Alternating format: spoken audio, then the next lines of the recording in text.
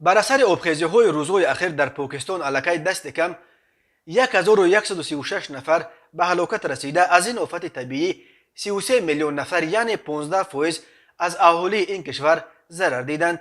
سیل راه‌ها و کپرک‌ها و دیگر انشاءات مهم را در سراسر کشور خراب کرده است. وزیر تغییر اقلیم پاکستان شیری رحمان آبخیزی‌های هلاکتبار و خرابه‌آور را فاجعه بشری بهت بزرگ نامید و گفت حالا 3-1 قلمرو پاکستان زیر آب مانده است. وزیر نقشه‌ریزی پاکستان احسن اقبال حجم احتمالی ضرر از این آفت طبیعی را نه کمتر از 10 میلیارد دلار برآورد می‌کند.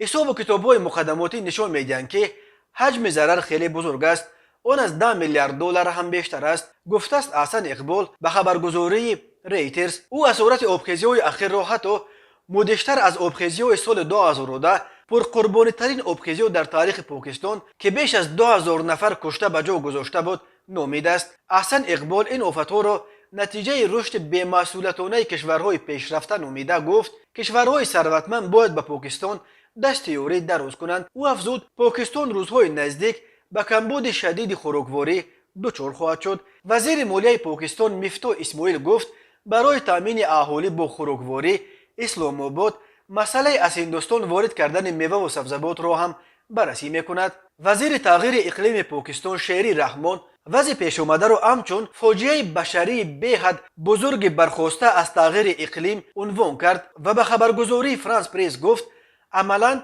از 3-1 حصه پاکستان حالا در زیر آب مانده است. این خیلی بزرگ از تمام اون چیز که ما در گذشته دیده بودیم. پاکستان تا این آبخیزی‌ها نیز در یک بحران سخت اقتصادی قرار داشت و از صندوق بین المللی پول کمک مالیوی پرسیده بود.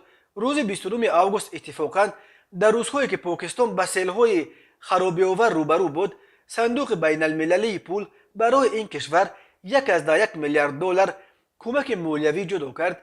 این پول به خاطر کمک به اقتصاد پاکستان روانه شده است تا که مشکل کمبود پول را حل و خود را از ورطه دفالت خلاص کند. پرزیدنت تاجیکستان امامعلی رحمون نیز به پرزیدنت جمهوری اسلامی پاکستان عارف علوی برقیه اظهار تسلی ارسال نمود.